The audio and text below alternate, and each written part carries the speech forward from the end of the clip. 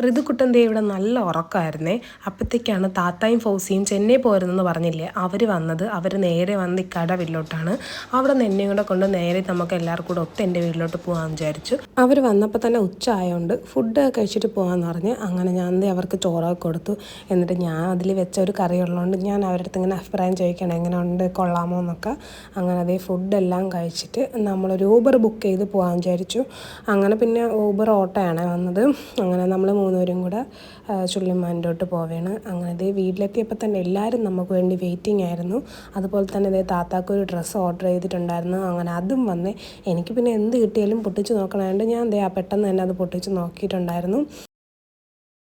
പിന്നെ അവർ പോയപ്പോൾ ഞാൻ പ്രത്യേകിച്ച് പറഞ്ഞിട്ടുണ്ടായിരുന്നു എനിക്ക് അവിടുത്തെ ലഡ്ഡു വാങ്ങിക്കൊണ്ട് പറയുന്നത്. അങ്ങനെ അവർ ഈ മൈസൂർ പാക്കും അതുപോലെ തന്നെ എൻ്റെ ഫേവറേറ്റ് ആയിട്ടുള്ള ഈ ലഡുവും കൊണ്ടുവന്നിട്ടുണ്ടായിരുന്നേ.